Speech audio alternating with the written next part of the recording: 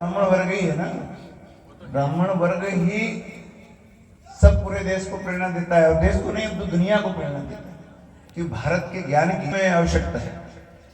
तो इसलिए ब्राह्मण समाज कोई चिंता करने की आवश्यकता नहीं है।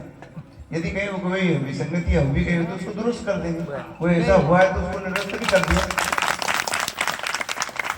क्योंकि ब्राह्मणों के आशीर्वाद से, ब्राह्मणों के मार्गदर्शन में ही ये देश चल रहा है और आगे भी चलेगा और देश समृद्ध और वैभवशाली बनेगा तो ब्राह्मणों के आशीर्वाद से ही होगा।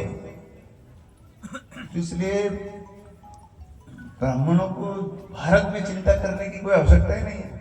कि कुछ राजनीतिक कारण भी होता है इसलिए कोई बात के बदंगल लोग बना लेते हैं। बाकी आपको कोई चिंता करने की आवश्यकता नहीं, पूरी सरकार आपके साथ है। और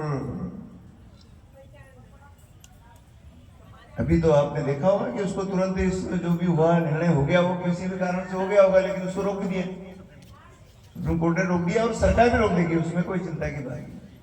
तो हमारा तो छोटा सा निवेदन था कि जो ब्राह्मणों को निवेदन करने की आवश्यकता नहीं, आदेशित करने की आवश्यकता है। आप तो आदेश करिए सरकार को। आदेश के लिए तो वही कहा, मैया की जय हो। ये नर्मदा मैया के आशीर्वाद का ही परिणाम है कि आज जहाँ हमारा पूरा क्षेत्र सूखा सूखा होता था, आज चारों तरफ हरियाली है, समृद्धि है, उत्पादन भी खूब हो रहा है और समाज में आनंद भी बढ़ रहा है। इसलिए नर्मदा मैया की जय और नर्मदे। आप जैसे मार्गदर्शक हैं इस गांव के लिए, अपने क्षेत्र के लिए जो मेहनत कर रहे हैं, वह मेहनत सामने दिख रही है।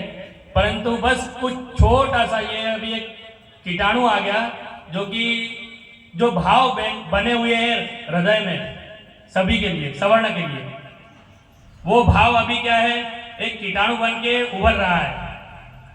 इसलिए मैंने आपसे यह अनुनय विनय किया कि हमारी यह हमेशा बनी रहे। नर्मदे।